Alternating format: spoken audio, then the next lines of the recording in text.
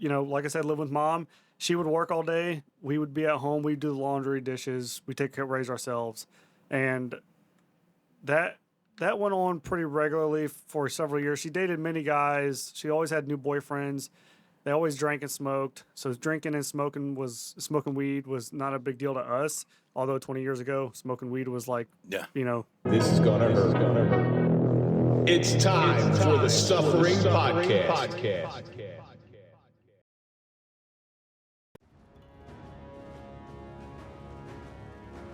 A true warrior will continue to fight, even when the battle in front of them seems hopeless. Getting driven back time after time, wondering if there's a bullet that has their name. Finding that courage to stay and sacrifice until the bitter end. Finally, one swing advances your position enough to give you hope. You see there is a slim possibility where victory could be snatched from the jaws of defeat. This refreshing glimmer reinvigorates your soul and keeps you moving forward.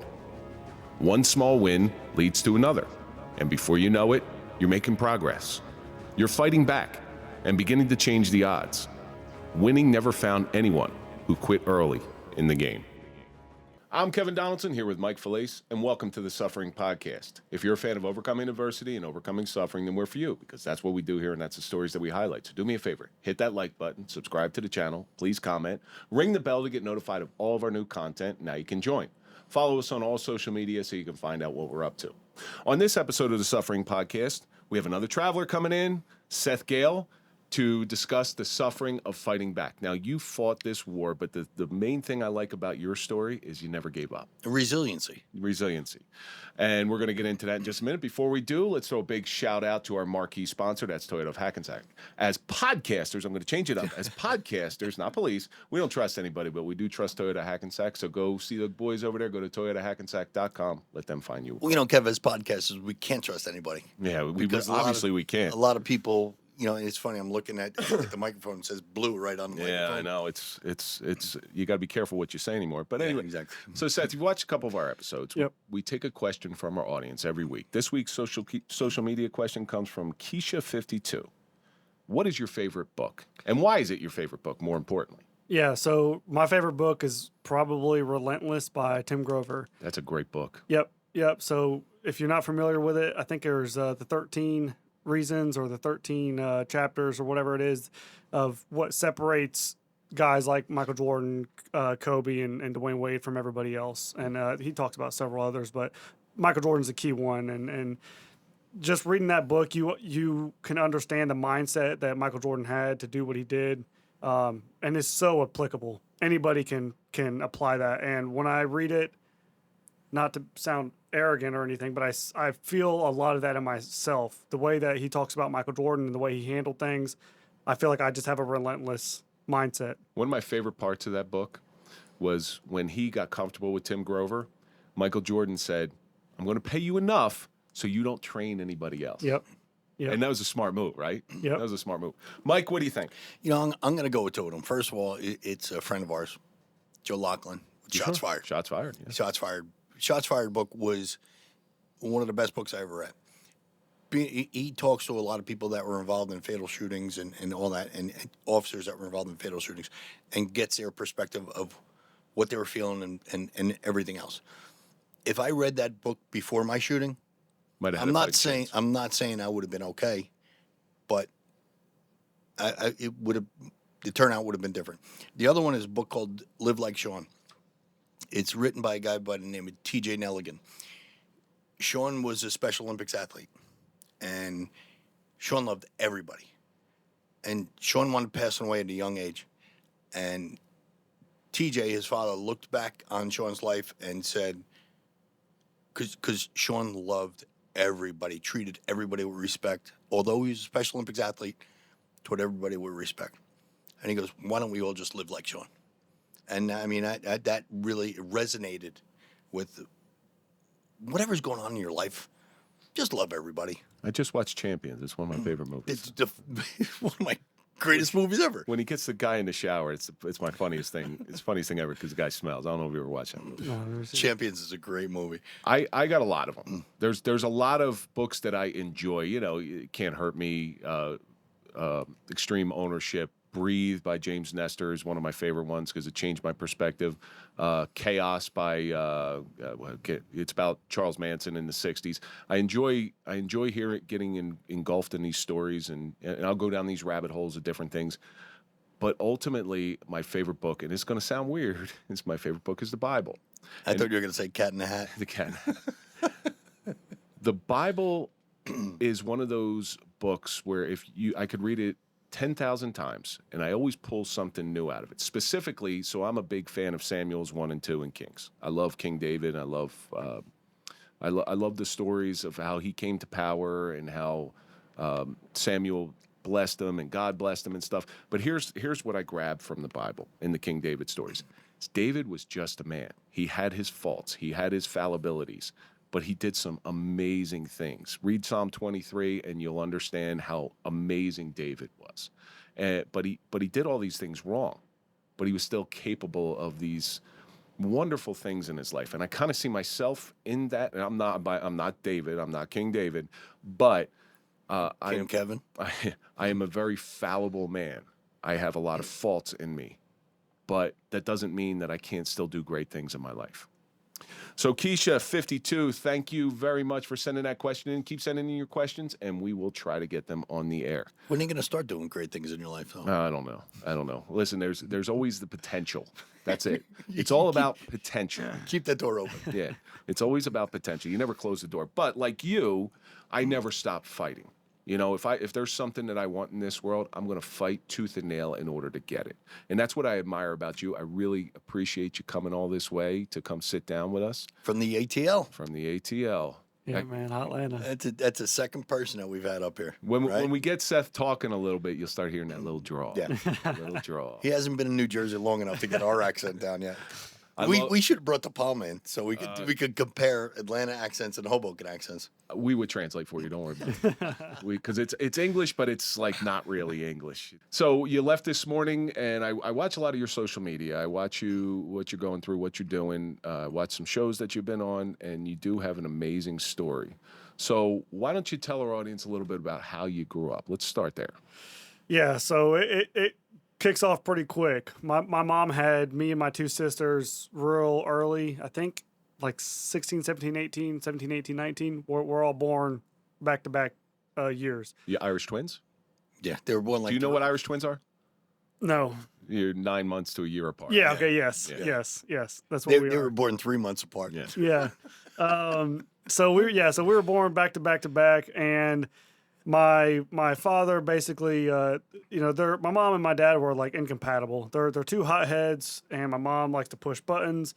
My dad he's just got anger issues, really, really bad, and he's an alcoholic. So the story is when I was around like 1 or 2, they get into a fight, and he ends up stabbing her behind the ear and nearly killing her. And so he would go to prison. So I have pictures of me and my dad from being a baby, but you don't remember that. So I never knew him growing up. That's pretty much how it kicks off, right? And because of that, my mom was taking care of 3 kids. And as I've talked more of my story and kind of processed more and more of it over the last like 3 months, I've kind of come to realize that she was probably not making the best decisions. I think I gave her a little bit too much grace, and not that I'm going to attack at this point, but just to admit that she was probably making not great decisions, because there was a lot of times where we were living with random people, friends, family, babysitters, and when you have kids that are subjected to just random households, I've never known what a house was like, or what a family's like, I've never known what it's like to come home and smell like spaghetti and garlic bread like in the oven, and you come home and mom and dad are there and they're cooking, and it's just like this big family ordeal. Never happened for me. So it was no like 2.5 kids in a white picket fence? And, no. Yeah, nothing. So, as far back as I can remember, it was just mom and me and my sisters, and we took care of ourselves. We raised ourselves. Well, was your mother doing the best that she could, or you think she was actively, she was a kid. She was a kid playing adult. She was a kid having kids. And I'm not making excuses right. for your mom. I'm not. Yep. I don't know your mother. But I'm trying to look at the circumstances surrounding it. So that's how I've always looked at it, right? Is that she probably was doing the best that she could, and that is probably true. With that being said, since I've been a father, I can't imagine making the mistakes that she made that would put us in jeopardy and things like that, right? And what I mean by that is it's just buying things, not understanding, like, at some point in your life you have to grow up, and at some point you have to, like, say, okay, this shit's, like, I'm done with this shit, and I'm going to fix my money problems, I'm going to fix this, fix that, and everything's going to be good. And she never did. So we always had money, but we were always on welfare. We always had money problems. We moved a lot as young kids, and like I said, there's many times where I would be at a random person's house or friend or babysitter. We were basically living with them, and when you're that young, and like I said, you don't have a stable home life. Well, that was the first time I was molested. I was at 5 years old. I had a babysitter.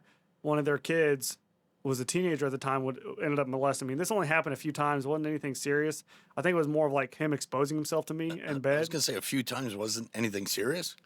So there's degrees. One time is it is. One time is more than enough. But right.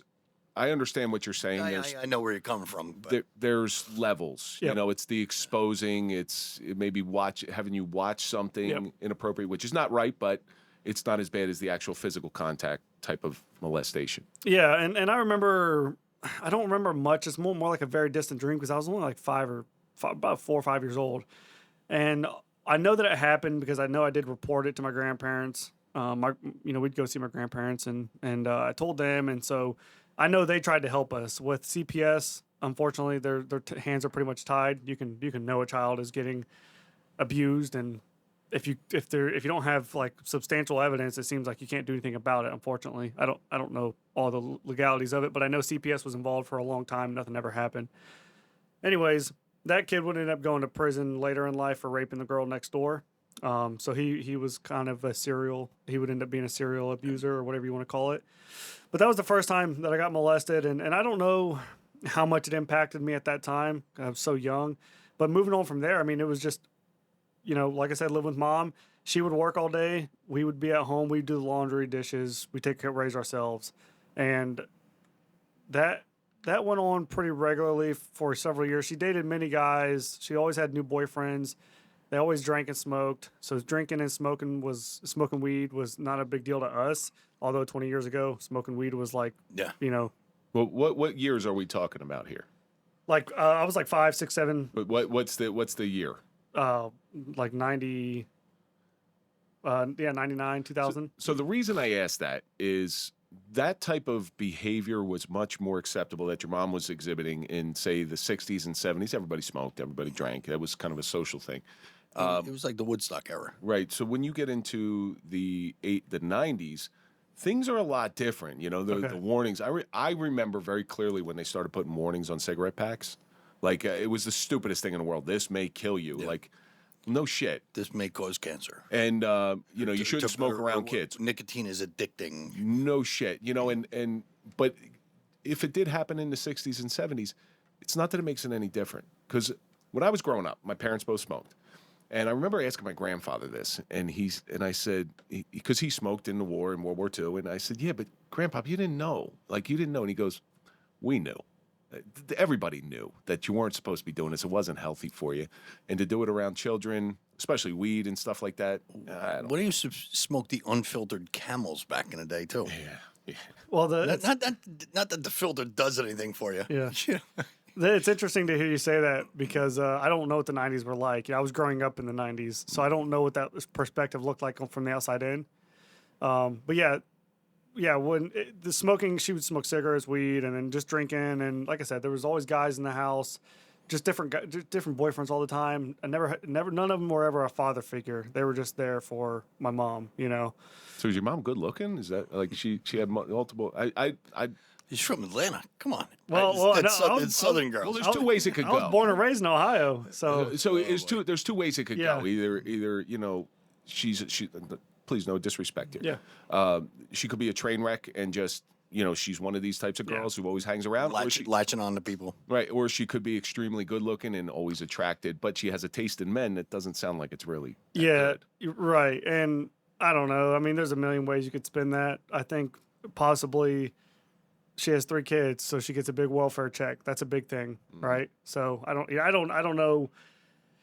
I don't know, man. I don't know why all these guys were doing this. Is she still with us? My mom? Yeah. Yes. Do you still talk to her today? No. Did you ever? Okay. You disconnected. Okay. Yeah, I told her a few months ago, I said, hey, like, I'm going to start telling my story because it needs to be told. And I said, I'm not doing this to dime anybody out.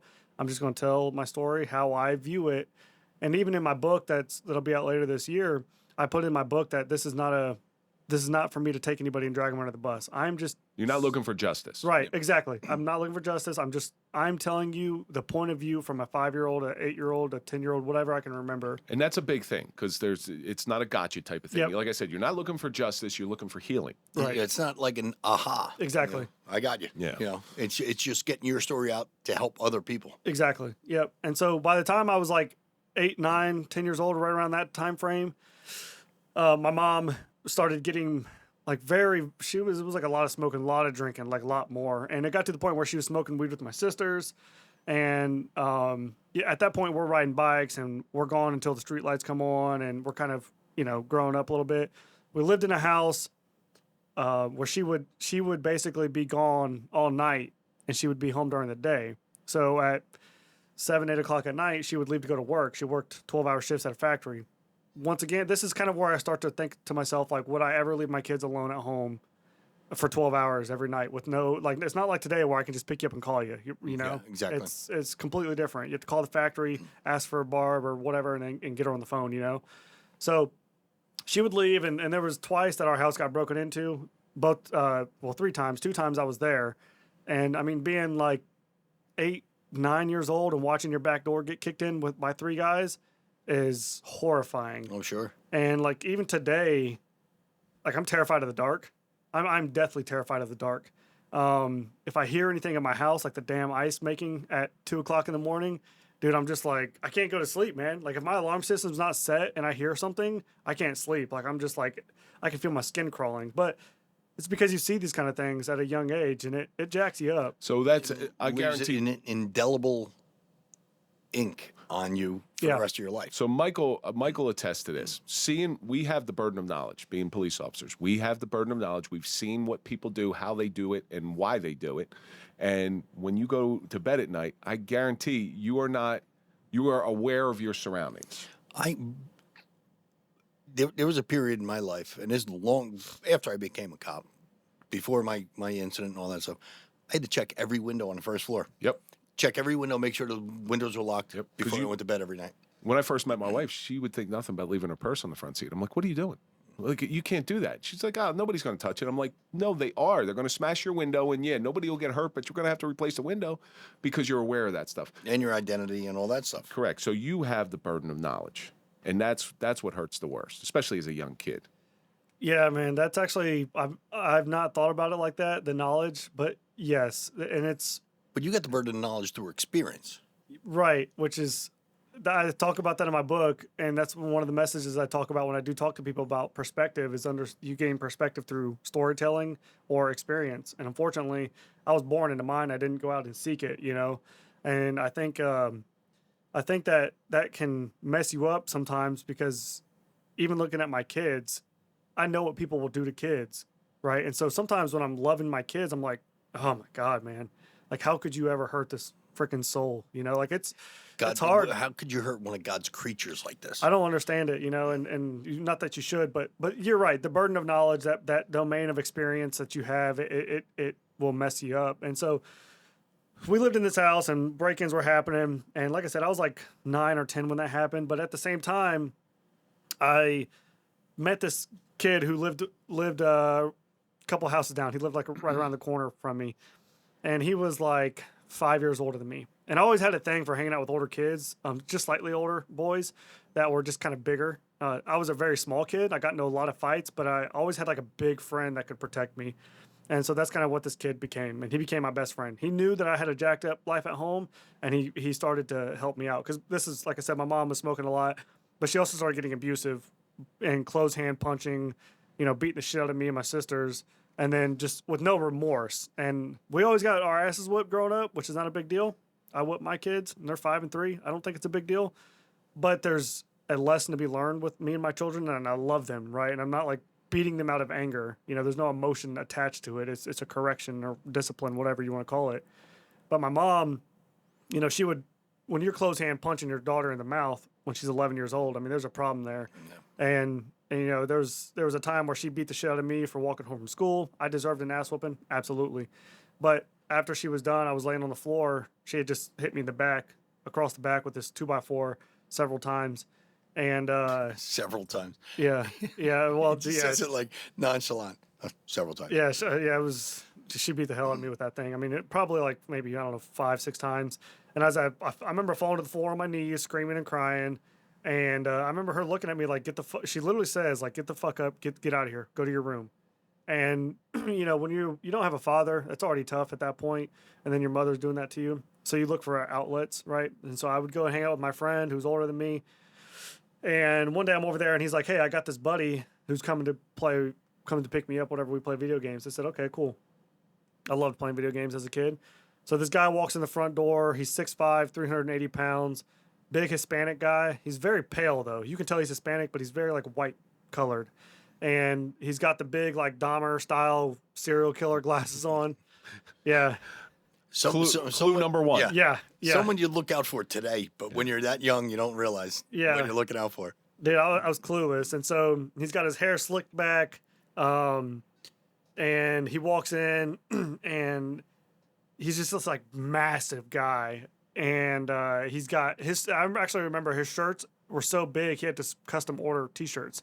There's a company back in the day, I don't know if they're still around, but it's called Big Ass Tees. They make shirts that are, like, bigger than, like, 5XL. Wow. This guy's massive. And he didn't look like a slob. Like, he looked very capable. He was certainly obese, but he looks like he punches hard. Like, that's kind of how I always describe him. And, like, he looks like he could hurt you. Yeah, yes.